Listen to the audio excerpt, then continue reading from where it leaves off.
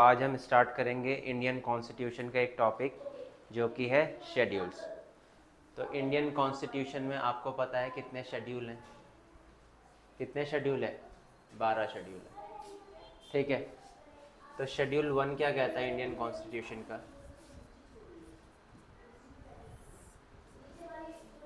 The union and it's territory.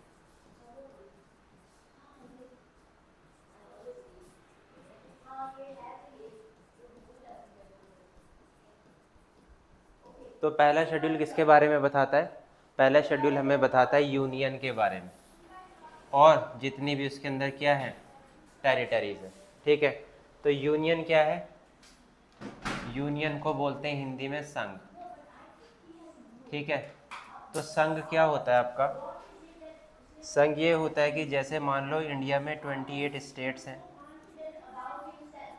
और 8 UTs हैं, तो इनको कोई राइट नहीं है सुपरसीड करने का इंडिया से। इंडिया 28 स्टेट से 32 स्टेट तो बना सकती है, बट फ्यूचर में क्या हो सकता है? फ्यूचर में कोई भी स्टेट ऐसे नहीं कह सकता कि हमें क्या चाहिए, हमें एक सेपरेट स्टेट चाहिए। ठीक है, यूनियन का मतलब ये होता है कि आपका जो भी स्टेट है वो कभी भी क्या नहीं कर सकता, सुपरसीड नहीं कर सकता। कहाँ से? इंडिया से। अगर हम ऐसे ही बात करें फेडरेशन की, तो फेडरेशन कहाँ है आपका? फेडरेशन आपका यूएसए में है। यूएसए में कितने स्टेट है? 50 स्टेट है। और वो सब के सब एक साथ कैसे आए? वो सब के साथ एक साथ आए हैं फेडरेशन की वजह से। अब फेडरेशन में क्या होता है? फेडरेशन में आप क्या कर सकते हो? एक सेपरेट इंडिपेंडेंट नेशन घोषित कर सकते हो। क्या कर सकते हो? एक सेपरेट नेशन घोषित कर सकते हो अपने को, क्योंकि फेडरेशन का मतलब ही क्या होता है कि आप एग्रीमेंट की वजह से आ रखे हो। और एग्रीमेंट की वजह से क्यों आ रखे हो आप? क्योंकि आपको किसी चीज़ की ज़रूरत थी। मान लो आपको मैन पावर की ज़रूरत है, आपको फाइनेंशियल की स्टेबिलिटी की ज़रूरत है, किसी भी चीज़ की वजह से आपने क्या किया? एक एग्रीमेंट किया विथ अदर स्टेट और आपने क्या फॉर्म कर दिया? आपने फॉर्म कर दिया फेडरेशन। बट अगर हम यूनियन की बात करें, अगर हम किसकी बात करें, अगर हम संघ की बात करें, तो यूनियन में क्या होता है? यूनियन में आप कभी स्टेट से अलग नहीं हो सकते। यूनियन में क्या होता है कि उसी स्टेट के 2 या 3 स्टेट तो बन सकते हैं, बट वो स्टेट कभी भी सुपरसीड नहीं कर सकता। तो शेड्यूल 1 भारत के संविधान का क्या बताता है? यूनियन। और कितनी टेरिटरी है उसकी? टेरिटरी मतलब बाउंड्रीज, इंडिया की बाउंड्रीज कहाँ तक फैली हुई है। उसके बाद शेड्यूल 2, जो शेड्यूल 2 है, शेड्यूल 2 क्या बताता है आपको? Oath and affirmations.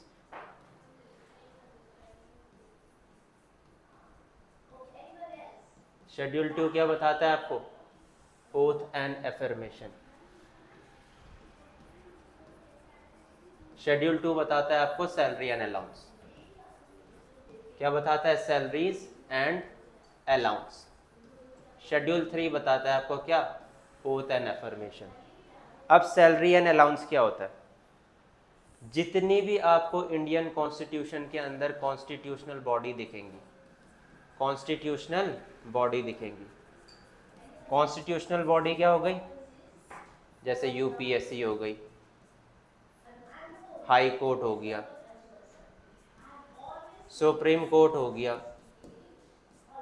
Controller and auditor general हो गया, अटॉर्नी जनरल हो गया, फाइनेंस कमीशन हो गया।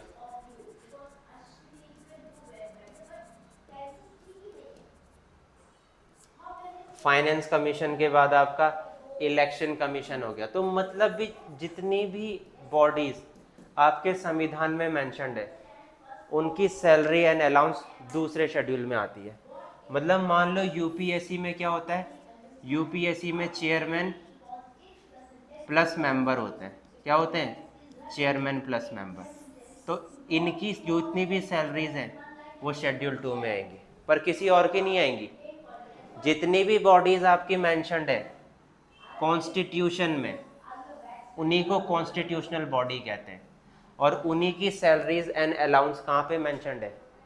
मेंशन्ड है आपके दूसरे शेड्यूल में, ठीक है। तो कैग जैसे आपका 148 में आता है, अटॉर्नी जनरल आर्टिकल 76 में आता है, फाइनेंस कमीशन आर्टिकल 280 में आता है, इलेक्शन कमीशन आर्टिकल 324 में आता है, ठीक है। यूपीएससी आर्टिकल 313 से 323 में आता है, ठीक है। तो ये सब चीज़ें हैं। तो सैलरीज एंड अलाउंस किसकी? जो इतने भी कॉन्स्टिट्यूशनल बॉडीज हैं। अब शेड्यूल 3 बोलता है ओथ एंड एफर्मेशन। तो अभी आपने देखा होगा कि नरेंद्र मोदी ने तीसरी बार किस चीज़ की शपथ ली है? प्राइम मिनिस्टर की शपथ ली है। तो वो बोलते हैं ना कि मैं नरेंद्र दामोदास मोदी ईश्वर की शपथ लेता हूँ कि मैं ये दिस काम करूँगा। और एफर्मेशन क्या होता है? एफर्मेशन मतलब उसको सीक्रेसी भी रखनी पड़ती है बहुत सारी चीज़ों में। अब ऐसा नहीं होता कि वो हर मैटर को किसी को बताए, तो उसी को कहते हैं। तो सबकी ओथ और एफर्मेशन कहाँ मेंशन्ड है? शेड्यूल 3 में। कहाँ पे? भारत के संविधान में, ठीक है। तो यहाँ तक मुझे लगता है किसी को डाउट नहीं होगा। शेड्यूल फर्स्ट क्या हुआ आपका? Union and it's territory. Schedule 2 क्या हुआ आपका? Salaries and allowance. शेड्यूल 3 क्या हुआ? Oath and affirmations. अब आता है आपका क्या? शेड्यूल 4। अब शेड्यूल 4 क्या कहता है आपका? Distribution of seats between distribution of seats between the states,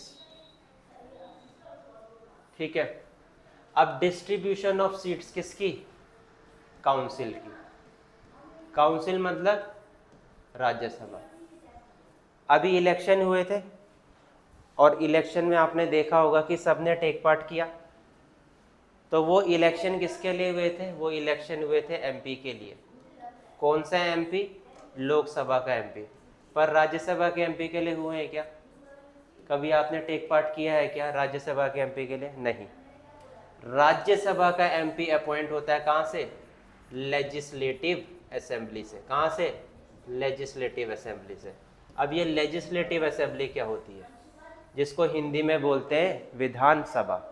जहाँ पे कौन बैठता है? जहाँ पे एमएलए बैठता है। जैसे उत्तराखंड में 3 सीट है, किसकी? राज्यसभा की। तो ये एमएलए वोट करते हैं इन सीटों के लिए और तब चुन के जाते हैं आपके क्या? एमपी। कहाँ के? राज्यसभा के। तो हर स्टेट को सीट मिला हुआ है। हर स्टेट को क्या मिला हुआ है? सीट मिला हुआ है। कहाँ पे? राज्यसभा में, ठीक है। अब राज्यसभा में कितनी सीटें देखी जाए तो 250 सीटें। अब इन 250 सीटों को कैसे बाइफरकेट करना है? इन 250 सीटों को क्या कैसे बाइफरकेट करना है? ये डिफाइंड कहाँ पे? ये डिफाइंड आपका शेड्यूल 4 में है कि किसको 3 मिलेंगी। जैसे यूपी है तो यूपी में 30 सीटें हैं और उत्तराखंड में कितनी सीटें हैं? 3 सीटें। तो ये बाइफरकेशन करना वो सब के सब कहाँ मेंशन्ड है? वो सब का सब मेंशन्ड है आपके शेड्यूल 4 में। तो शेड्यूल 1 क्या हो गया? शेड्यूल 1 हो गया union and it's territory. Second हो गया सैलरी एंड अलाउंस। थर्ड हो गया ओथ एंड अफर्मेशन। और फोर्थ क्या हो गया? Distribution of seats of council of states between the states, ठीक है। अब यहाँ तक सबको क्लियर है मुझे लग रहा है। अब हम करते हैं क्या? शेड्यूल 5। अब शेड्यूल 5 क्या कहता है? शेड्यूल 5 कहता है आपका क्या? एससी एंड एसटी एरियाज के बारे में। किसके बारे में? एससी एंड एसटी एरियाज के बारे में, ठीक है ना। तो कौन से एरियाज? जो शेड्यूल एरियाज हैं। जो कौन से एरियाज हैं? जो शेड्यूल एरिया है एंड ट्राइबल एरिया है, उनके बारे में। अब ऐसे एरिया आपको 10 मिलेंगे। और 10 कहाँ मिलेंगे, डिफरेंट स्टेट्स में मिलेंगे। अब यहाँ पे मॉनिटरिंग जो होती है वो किसके द्वारा होती है, यहाँ पे मॉनिटरिंग होती है प्रेसिडेंट ऑफ इंडिया के द्वारा डायरेक्टली। जैसे मान लो कि अब अगर किसी स्टेट में कोई काम होना है तो उस स्टेट में जो काम हो रहा है वो कौन डिफाइन करता है, वो वहाँ का सीएम डिफाइन करता है कि यहाँ पे ये काम होना चाहिए। बट ये जो शेड्यूल एरियाज है, ये शेड्यूल एरियाज को डायरेक्ट ऑर्डर मिलता है by the president of India. What is the reason behind it, reason ये है कि with the passage of time और एरियाज तो डेवलप्ड हुए बट हमारे ये एरियाज रह गए। और ये एरियाज कैसे रह गए, ये एरियाज बहुत पिछड़े रह गए। अब पिछड़े रह गए तो क्या हो गया, इनको स्पेशल अटेंशन चाहिए। अब इनको स्पेशल अटेंशन चाहिए तो ये आते हैं आपके शेड्यूल 5 में। अब यहाँ पे जितनी भी डिसीजन मेकिंग होगी, जितना भी प्रोजेक्ट वर्क होगा, वो कौन करेगा, वो आपका करेगा प्रेसिडेंट ऑफ इंडिया। तो इन्हीं को शेड्यूल एरिया और ट्राइबल एरियाज कहते हैं, क्योंकि वहाँ पे क्या चाहिए, वहाँ पे डिफरेंट कंडीशन चाहिए, किसके लिए, वर्क करने के लिए। क्योंकि वो कैसे एरियाज हैं, वो आपके वैसे एरियाज है जो कि बहुत पिछड़े हैं। पिछड़े इन द सेंस, क्या पता पानी की कमी हो, क्या पता वहाँ का टरेन ही ऐसा हो, पहाड़ी राज्य हो, क्या पता वहाँ की जनजाति ऐसी हो कि वो मेन लीग का पार्ट नहीं बनना चाहती है। तो इनको स्पेशल स्टेटस मिला हुआ है और ये डायरेक्टली एडमिनिस्ट्रेटेड बाय किसके द्वारा होते हैं, प्रेसिडेंट के द्वारा होते हैं। अब शेड्यूल 6, शेड्यूल 6 क्या कहता है, शेड्यूल 6 में आते हैं एरियाज, कौन से वाले, अदर देन, जो कि कहाँ पे आ रहे हैं, शेड्यूल 5 में आ रहे हैं। तो इसमें जो मेनली एरियाज आते हैं वो कौन से आते हैं, 80 mm वाले एरियाज आते हैं। और हम कह सकते हैं कि north eastern area, north eastern area, north eastern areas. और वो कैसे एरियाज है, जो कि क्या है, जो कि शेड्यूल ट्राइब जहाँ पे रिसाइड कर रही है। यहाँ पे कौन रिसाइड कर रही है, शेड्यूल ट्राइब। तो ए से हो गया आपका असम, टी से हो गया क्या, त्रिपुरा, एम से हो गया क्या, मिजोरम, और एम से हो गया क्या, मणिपुर। तो ये वाले जो एरियाज हैं ये आपके आ रहे हैं किसमें, शेड्यूल 6 में। और ये क्यों आ रहे हैं, क्योंकि यहाँ पे भी शेड्यूल ट्राइब्स रहती है और उनको भी क्या चाहिए, उनको भी स्पेशल अटेंशन चाहिए। तो 80 mm वाला ये एरिया हो गया आपका, जो कि शेड्यूल 6 में आ रहा है। अब हम बात करेंगे किसकी, शेड्यूल 7, भारत के संविधान का 7वां शेड्यूल। 7वां शेड्यूल किसके बारे में बात करता है, लिस्ट के बारे में। कितनी टाइप की लिस्ट होती है, 3 टाइप की लिस्ट होती है। पहली लिस्ट द यूनियन लिस्ट, पहली लिस्ट कौन सी होती है, यूनियन लिस्ट होती है। सेकंड होती है द स्टेट लिस्ट और थर्ड होती है कौन सी, द कॉन्करेंट लिस्ट। कौन सी लिस्ट होती है, द कॉन्करेंट लिस्ट।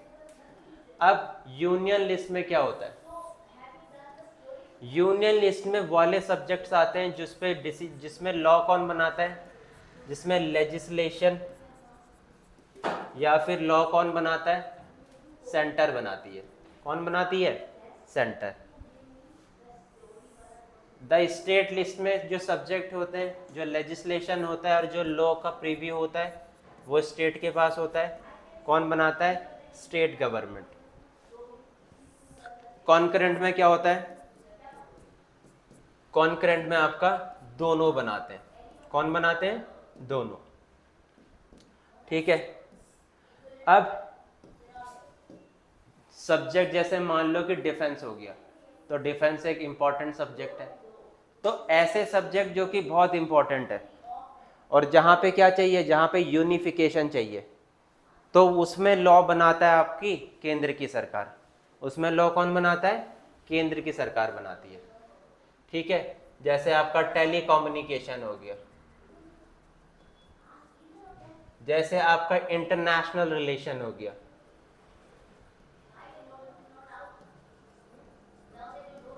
ठीक है। स्टेट लिस्ट में जैसे पुलिस हो गया, तो पुलिस किसका पार्ट है? स्टेट लिस्ट का पार्ट है।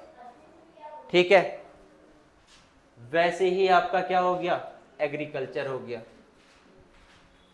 स्टेट लिस्ट का पार्ट है। कॉन्करेंट लिस्ट का पार्ट क्या हो गया आपका? कॉन्करेंट लिस्ट में आ गया आपका एजुकेशन। तो आपने देखा होगा कि एजुकेशन में कौन कौन लॉ बनाता है? सेंटर भी लॉ बनाती है और स्टेट भी लॉ बनाती है। ठीक है, तो ये हो गया आपका लिस्ट। और ये लिस्ट हमने कहाँ से ली है? ये लिस्ट हमने ली है गवर्नमेंट ऑफ इंडिया एक्ट 1935। जो 1935 का गवर्नमेंट ऑफ इंडिया एक्ट आया था ना, तो वहीं से हमने क्या लिया है? वहीं से हमने लिस्ट ले रखी है। अब आएगा आपका शेड्यूल 8। अब क्या आएगा? शेड्यूल 8। शेड्यूल 8 किसके बारे में बताता है? शेड्यूल 8 बताता है लैंग्वेजेस के बारे में, भाषाओं के बारे में, कि हमारी कौन सी भाषाएं संविधान में मेंशन्ड है। तो जो भी भाषाएं हमारी संविधान में मेंशन्ड है वो पूरे देश में क्या है? उस भाषा में आप कम्युनिकेट कर सकते हो। जैसे यूपीएससी का एग्ज़ाम होता है तो 22 भाषाओं में होता है। क्यों? क्योंकि हमारे संविधान में 22 भाषाएं मेंशन्ड है। तो एक क्वेश्चन भी आया था कि क्या इंग्लिश 22 भाषाओं में मेंशन्ड है? नहीं। ठीक है, और हमारी कोई भी ऑफिशियल लैंग्वेज नहीं है। हाँ, हमारी कोई भी क्या नहीं है? ऑफिशियल लैंग्वेज नहीं है इंडिया की। इंडिया की क्या है? इंडिया की एसोसिएट ऑफिशियल लैंग्वेज है। कैसी? एसोसिएट ऑफिशियल लैंग्वेज, जो कि क्या है? जो कि हिंदी और इंग्लिश है। जो कि क्या है? Hindi and English. तो जितने भी सुप्रीम कोर्ट, हाई कोर्ट या फिर गवर्नमेंट ऑफ इंडिया के जो भी ऑर्डर्स होते हैं वो दोनों भाषाओं में क्या होते हैं? पब्लिश होते हैं, प्रकाशित होते हैं। ठीक है, क्योंकि शेड्यूल 8 में बोला गया है जो हमारी भाषा है वो क्या है? ऑफिशियल एसोसिएट लैंग्वेज है, ऑफिशियल लैंग्वेज नहीं है। तो ऑफिशियल एसोसिएट लैंग्वेज क्या है? Hindi and English. तो what is the reason behind it? Reason ये है कि साउथ में क्या है? साउथ में जो स्टेट्स हैं आपके, उनकी जो लैंग्वेज है वो हिंदी से भी पुरानी है। कुछ कुछ तो ऐसी हैं कि संस्कृत के जब संस्कृत स्टार्ट हुई थी उससे थोड़े सालों बाद वो लैंग्वेजेस स्टार्ट हुई थी। और इसी वजह से क्या है? डिवाइड है बिटवीन द स्टेट्स। तो ये कॉन्फ्लिक्ट अराइज ना हो, तो गवर्नमेंट ऑफ इंडिया ने कॉन्स्टिट्यूशन में क्या प्रोविज़न कर रखा है कि जो आपकी लैंग्वेज होगी वो कौन सी होगी? हिंदी और इंग्लिश होगी, और एसोसिएट ऑफिशियल लैंग्वेज होगी। अब शेड्यूल किसकी बात करते हैं? शेड्यूल 9 की बात करते हैं। शेड्यूल 9 कहता है आपका लैंड रिफॉर्म्स। और ये लैंड रिफॉर्म्स कब आया? फर्स्ट कॉन्स्टिट्यूशनल अमेंडमेंट एक्ट से आया। Amendment act. लैंड रिफॉर्म्स में क्या होता है? ये जमीनी कानून से रिलेटेड रहता है। मान लो कि सरकार ने बोला है कि किसी भी आदमी पे, मान लो टेक एन एग्जांपल, एक गांव में सरकार का सर्वे हुआ और सरकार ने बोला सबके पास कितनी जमीन होनी चाहिए? 5 एकड़ जमीन होनी चाहिए। जिस पे भी 5 से ऊपर है उसकी जमीन कौन रख लेगी? सरकार रख लेगी। क्यों रख लेगी? लैंड रिफॉर्म्स के लिए। क्यों? डिस्ट्रीब्यूशन हो। किसका? डिस्ट्रीब्यूशन ऑफ रिसोर्सेज हो। क्या हो? डिस्ट्रीब्यूशन ऑफ रिसोर्सेज हो। कंसंट्रेशन ऑफ वेल्थ ना हो। क्या ना हो? कंसंट्रेशन ऑफ वेल्थ नहीं होनी चाहिए। ठीक है, डिस्ट्रीब्यूशन ऑफ रिसोर्स होना चाहिए, कंसंट्रेशन ऑफ वेल्थ नहीं होनी चाहिए। इसी रीजन की वजह से गवर्नमेंट ऑफ इंडिया लेके आई लैंड रिफॉर्म्स। पहले क्या होता था कि अगर गवर्नमेंट को कोई भी प्रोजेक्ट बनाना होता था तो ज़मीन ही नहीं मिल पाती थी गांव में। क्यों नहीं मिल पाती थी? क्योंकि लोग बोलते थे भाई ये तो हमारी ज़मीन है, आप कैसे ले लोगे। तो गवर्नमेंट ये रूल लेके आई ताकि डिस्ट्रीब्यूशन हो वेल्थ का। दूसरा, सबके पास क्या हो? वेल्थ हो, किसी के पास वेल्थ का कंसंट्रेशन ना हो, ठीक है, वरना जो गरीब है वो गरीब ही रहेगा और जो अमीर है वो अमीर ही रहेगा, और इससे क्या होगा, इससे सोसाइटी में क्रिएट होता है कॉन्फ्लिक्ट, ठीक है। अब शेड्यूल 10, शेड्यूल 10 किससे रिलेटेड है, एंटी डिफेक्शन लॉ, हिंदी में इसे कहते हैं दल बदल कानून, एंटी डिफेक्शन लॉ। अब ये एंटी डिफेक्शन लॉ क्या है आपका, 52वां संविधानिक संशोधन, 52nd कॉन्स्टिट्यूशनल अमेंडमेंट एक्ट से आया, ठीक है, किससे आया, 52nd कॉन्स्टिट्यूशनल अमेंडमेंट एक्ट से। एंटी डिफेक्शन लॉ में क्या है, मान लो एक पार्टी है और उस पार्टी में क्या है, एमपीज हैं उसी पार्टी के, ठीक है। अब वो एमपीज तो चुन के गए किससे, ए पार्टी के टिकट से, ए पार्टी के टिकट से चुन के गए, बट वहां जाके इन्होंने वोट किसको दे दिया, बी पार्टी के टिकट वालों को वोट दे दिया, या फिर बी पार्टी वालों को सपोर्ट कर दिया, या फिर बी पार्टी को ज्वाइन कर दिया, तो इनकी मेंबरशिप खत्म हो जाएगी एंटी डिफेक्शन लॉ से। ये इसलिए बनाया गया कि वहां पे कोई अपना दल ना बदल सके, किस लिए बनाया गया, कि वहां पे कोई अपना दल ना बदल सके, ठीक है। अब मान लो कि सरकार चाह रही है कि मेरे को मेजोरिटी प्रूफ करनी है हाउस में, है ना, मेजोरिटी प्रूफ होगी तभी तो पीएम बनेगा ना, पीएम उसी का बनेगा जिसकी मेजोरिटी होगी। अब मान लो पहले दिन तो उन्होंने सपोर्ट किया, तीसरे दिन सपोर्ट नहीं किया, तो इसी रीजन की वजह से एंटी डिफेक्शन लॉ लेके आया गया कि जो जिस पार्टी से चुना गया है वो उसी पार्टी पे क्या रहे, बना रहे, ठीक है, और देश का क्या ना हो, देश का नुकसान ना हो, वरना तो ये पार्टी पार्टी खेलते रहेंगे ना पार्लियामेंट में। अब देखो शेड्यूल 11, शेड्यूल 11 क्या लेके आया आपका, पंचायती राज। पंचायती राज सबसे पहले 1957 में आया था नागौर विलेज में, जो कि राजस्थान में है, और पूरे इंडिया में कब चला था ये, पूरे इंडिया में ये चला था 73rd कॉन्स्टिट्यूशनल अमेंडमेंट से। कौन से, 73rd कॉन्स्टिट्यूशनल अमेंडमेंट, जो कि कब आया था आपका, 1992 को आया था, ठीक है। इसी को क्या कहते हैं, इसी को कहते हैं लोकल सेल्फ गवर्नमेंट।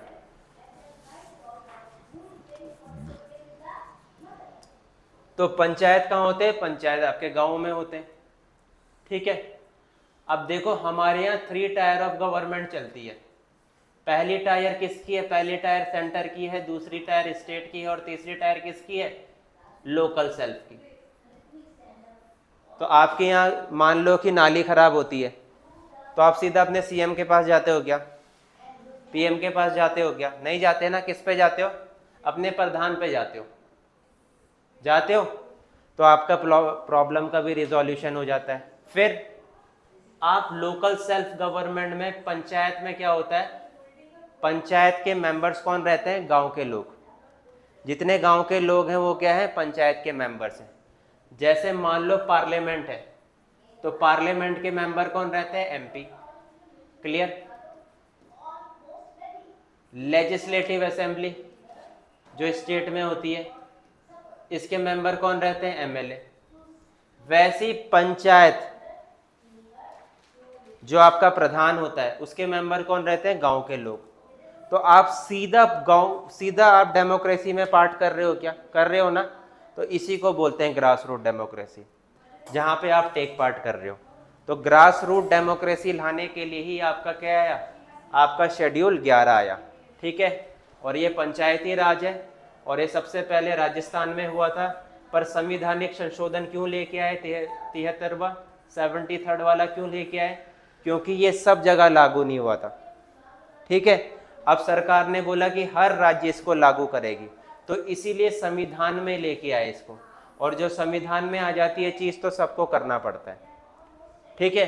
अब मान लो बहुत सारी स्कीमें चलाती हैं डिफरेंट गवर्नमेंट, बट वो बाइंडिंग नहीं है किसके लिए, हर एक स्टेट की गवर्नमेंट के लिए। बट सरकार को ऐसे लगेगा कि इससे फ़ायदा हो रहा है बहुत लोगों को, तो वो किस में ले आएगी, वो संविधान में ले आएगी, संवैधानिक संशोधन करके, कॉन्स्टिट्यूशनल अमेंडमेंट करके। शेड्यूल 12 क्या है, म्यूनिसिपैलिटी। तो गांव में क्या चलेगी, पंचायत, और शहरों में चलेगी म्यूनिसिपैलिटी। ये आया आपका 74th कॉन्स्टिट्यूशनल अमेंडमेंट एक्ट 1993। ठीक है, तो म्यूनिसिपैलिटी कहाँ पे, शहरों में, और पंचायत गाँव में। Municipality grass root democracy provide करेगी शहरों में, और पंचायत कहाँ प्रोवाइड करेगी, गाँव में। पंचायत और म्यूनिसिपैलिटी आपके क्या हैं, थर्ड टायर है डेमोक्रेसी के। पहले कितने टायर थे, 2 ही टायर थे।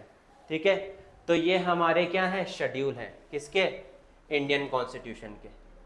तो पहले जब संविधान बना ही बना था तो आपके कितने शेड्यूल थे, आपके 8 शेड्यूल थे, और अब कितने हो गए, अब 12 शेड्यूल हो गए। पहले कितने पार्ट थे, 395 आर्टिकल थे। ठीक है, अब कितने आर्टिकल हो गए, 465 आर्टिकल। और पार्ट कितने थे, पहले 22 पार्ट थे, अब कितने पार्ट हो गए, 25 पार्ट हो गए। मान लो जैसे आपकी किताब है, तो आपकी किताब में यूनिट रहता है, तो वही पार्ट रहता है। अब उस यूनिट में क्या रहती हैं, आपकी एक्सरसाइज रहती हैं 1.1, 1.2, तो ये आपकी एक्सरसाइज हो गई। और जो चीज़ें आर्टिकल और पार्ट्स में नहीं आ पाई पूरी तरीके से, वो किस में आ गई, वो शेड्यूल में आ गई।